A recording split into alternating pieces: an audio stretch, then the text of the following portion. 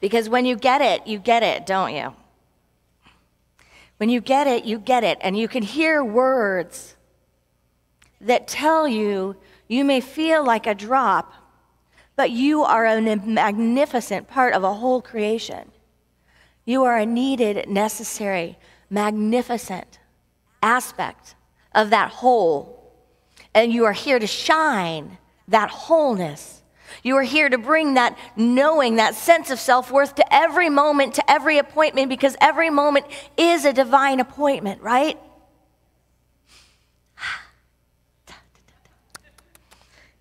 But when we don't know that, a lot of other things can happen, no? A lot of other appearances can show up. Our campaign for consciousness affirmation this year is about accountability. It's about accountability and spiritual responsibility, that I can be accountable and responsible for my own life. So as a whole, together, we can be accountable and responsible for that which we create on this planet we call Earth at this time and space, inhabited by each soul that is us. And creating it first in consciousness, because we know that there is only one of us.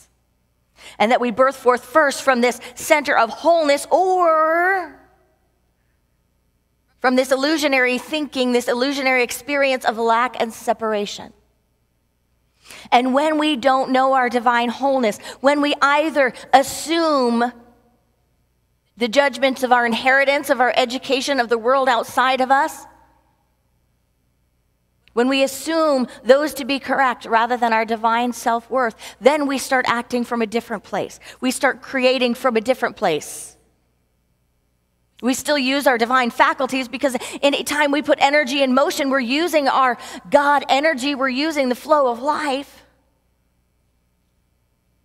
But when we don't know our source, when we don't know our birthright, when we don't know our divine worth, we stumble around, do we not? We stumble around, and while we're on the journey of unfolding our self-worth, of getting it, of waking up to the importance of who we've come here to be, we look around for validation. We look around for verification of our value. Notice I use the word value, not our worth. Because there is a big difference between value and worth. But we stumble around in experiences trying to see, testing out, am I loved? How far can I go before I'm cast out? How can I show up? How can I demonstrate the sense of separation in the world outside of me so that I can prove, that I can validate this theory that I am worth nothing, that I don't have intrinsic worth. And that process that's part of the human condition can be a pretty messy process of waking up to our worth. It can even have the form of destruction, can it not? We can pinpoint 1,000,001 things on the news this morning that show us where our world is ready to wake up to our worth. We have families excommunicating each other in all forms, right? We have people expressing power, but not spiritual power, physical power. We have experiences where people are taking their community power and addressing it in ways that are completely off the mark, do we not? There are a lot of ways to wake up in the morning and see that we have some work to do on self-worth. Because once one knows their divine inheritance, their divine worth, we can't go back on that. Once we really know it, it only expands, and we only take part of an exponentially growing experience of the universe as perfect wholeness and unity consciousness. Waking up in each moment, each successive moment, awake even more to how can I love in a holy, holy way? How can my thoughts and my words be a little kinder day by day? What can I do in each moment to align with this knowing that I just had this epiphany that can't come from someone else giving it to me, but it comes from an experience of awakening to the immanent God. There's the concept, of an immanent God and a transcendent God. The transcendent God is the one we often hear of, the God that exists outside of us beyond our being, right? But the immanent God is that concept of God consciousness that lies within, that if I want to hear my God, where do I go to listen? I go to the silence, I go within. That's the experience of God. And that experience cannot be taken away, right? And that experience isn't based on judgment. It isn't based on all these other things, because you get past all the voices in your head into the core consciousness of the divine.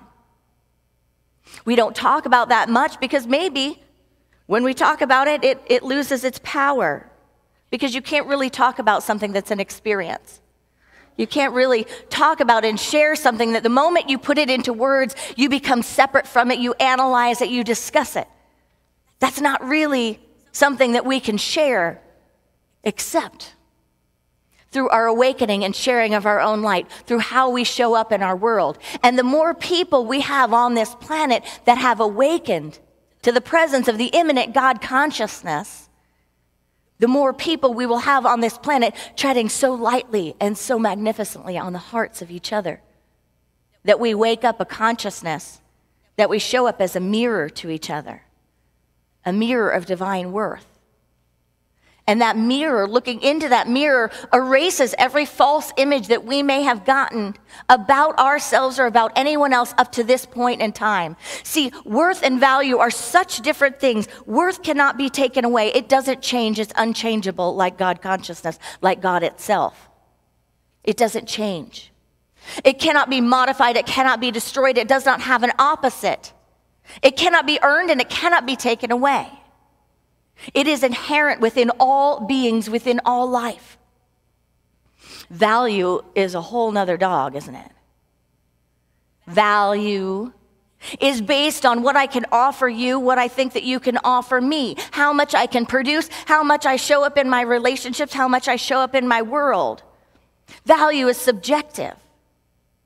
Value can make us stumble. And if we make the grand mistake on this path of human awakening into God consciousness to mistake worth and value, then we're not seeing rightly, are we?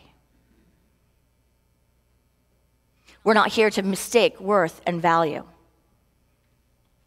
We're here to know that our value may change. It may be conditional. And that's our work. That's our work, to show up for it. To show up for it being conditional and allow it to be that.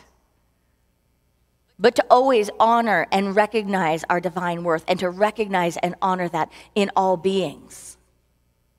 And to know that it goes beyond time and space. It goes beyond circumstance. It goes beyond education level, beyond bank account, beyond about anything we can put in that blank. Because it is magnificently born in each one of us.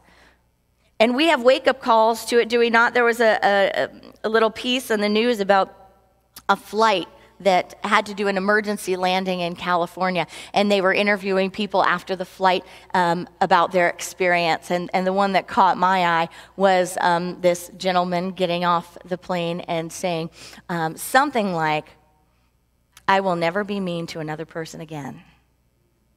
Something like that. But you can fill in the blank, right? I will never be whatever again. I will be more whatever it is. That may sound trite, like to get off a plane and almost lose your life, right? And then say, I'm going to be kinder. But what does that show us? That shows us that an epiphany happened, a moment happened where someone recognized the value of their own life and the value of everyone else on that plane, and woke up to the idea that I am wasting my time being in anything other than love. All of that other stuff, right? All of that other stuff is a waste of my time getting back to this moment so that I can see how precious I am, how precious you are, how precious God consciousness is, and how sacred and valued this thing we call life is.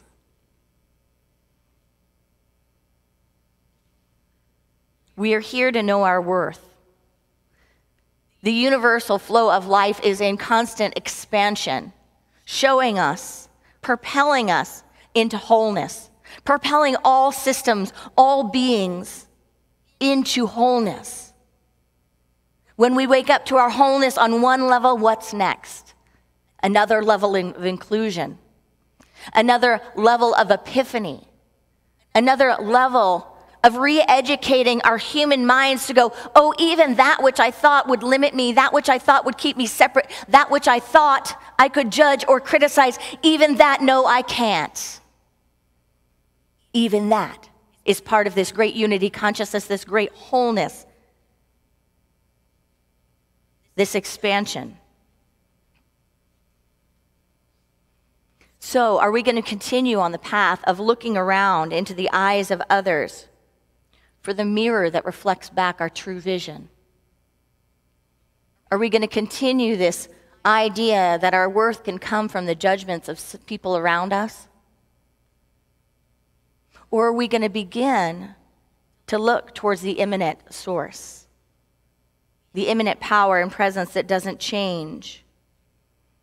There may be something that you didn't know you came here this morning with that consciously or unconsciously has kept you from a full experience of your self-worth. So allow an experience to happen right here, right now in your mind.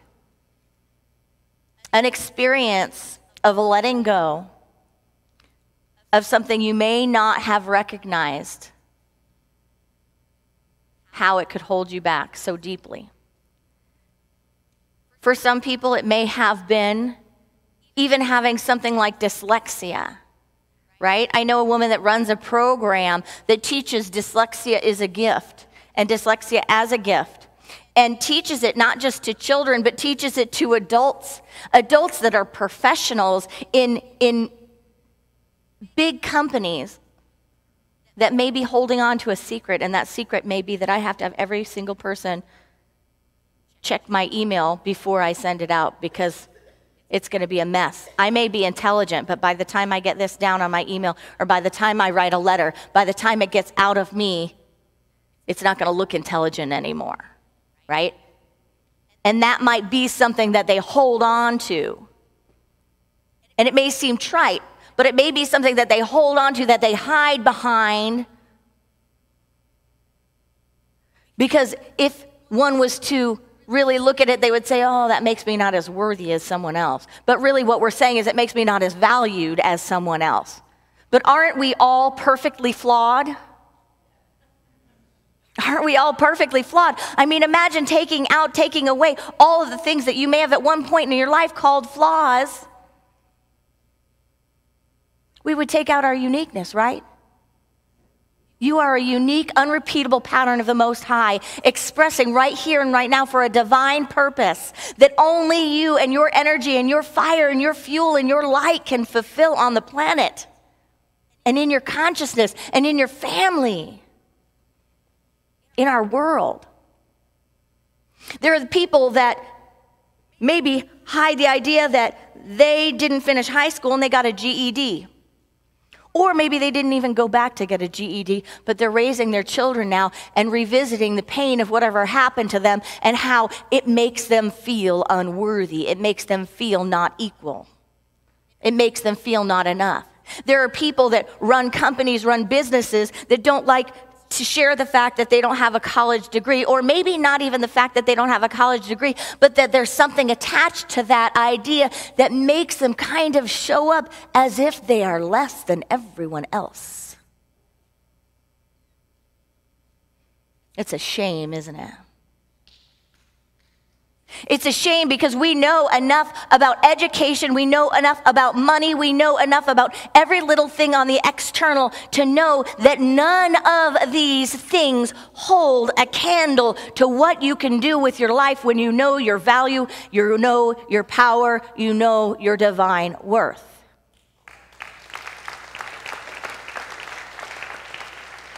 So it's not for the outer world to wake up to that.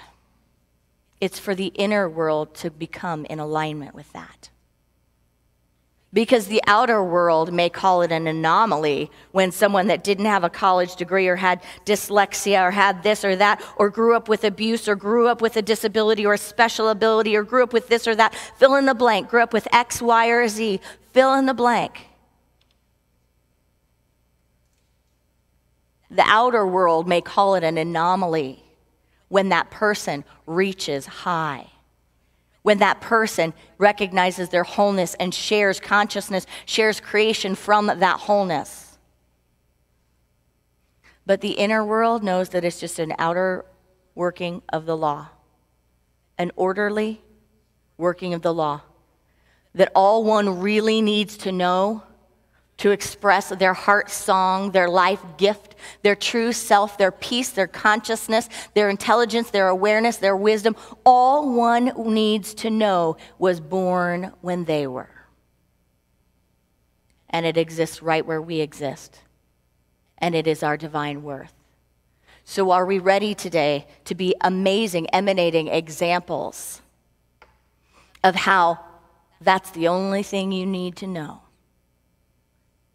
And that the transcendent God, the one that is among and around all of us, that weaves order together, that weaves divine appointments together, that makes all things good, that is the God that we can count on to take care of the rest, to fully take care of the rest. I want to share with you a piece from Your Invisible Power by Thomas Troward. In his book, he shares, this is an old school New Thought book. It's so old school, it's ripped into many different seeming chapters. He references the Door lectures, and he says that this is an affirmation that he allowed to be crystallized in his mind. So I invite you to take a moment and just take a deep breath. If you choose to close your eyes, feel free to do that. Or choose to keep them awake and repeat these words as I say them and know them in your heart. My mind is a center of divine operation. The divine operation is always for expansion and fuller expression. And this means the production of something beyond what has gone before, something entirely new, not included in the past experience, though proceeding out of it by an orderly sequence of growth. Therefore, since the divine cannot change its inherent nature, I must operate in the same manner with me. Consequently, in my own special world of which I am the center, it will move forward to produce new conditions always in advance of any that have gone before. Herein lies the difference. When we create from our value, when we show up in this life based on our value, based on that changeable, we're missing the mark. We're creating from a sense of separation, lack, misperception, ignorance, and ego, and more is meant for us. More is meant for us. So if we shift, we will co-create from the light that is within us. We will create from our worth. And all of our values after that will change. They will become spiritual. They will become centered. We are worth this. This is our birthright. It's time. Namaste. Here is the invitation if you are brave. The invitation, if you are brave, is to move from the ordinary to the extraordinary. The ordinary is when we see expressions of people and systems that do not know and do not reflect our worth. We show the mirror when they look at us, and we show them what their value is. And showing them their value only recreates the lack of divine worth that they know in themselves. So are we brave? Are we courageous? Are we ready when we see expressions that don't meet the Most High to show people what their worth is? That's our invitation. Let's bless these tithes and offerings. We dedicate them to the will and the work of the Spirit of truth, the Spirit that lies within all of us, the Spirit that emanates in, through, and as each of us. And so it is. Amen. Let us join together for our campaign for consciousness affirmation. If you would join me, if you feel so led, take a deep breath and find your center of power and let us know these words of truth together. We believe in the power to grow greatness. Our thinking impacts our lives, and our lives impact our world. How we spend our time, fill our minds, and fuel our souls makes a difference. We align our words and actions with our core values. Confidently, we release insecurity for inner authority and selfishness for selfhood. Consciously, we exchange excuses for accountability, a hand out for a hand up, and impotence for impact. Courageously, we contemplate the nature of beliefs, implication of thoughts, and impact of actions. Energized and encouraged, we authorize only ideas and images that co-create a world that works for all. With a growing sense of authority and conviction, we express as courageous, informed, capable members of a creative universe. And so it is.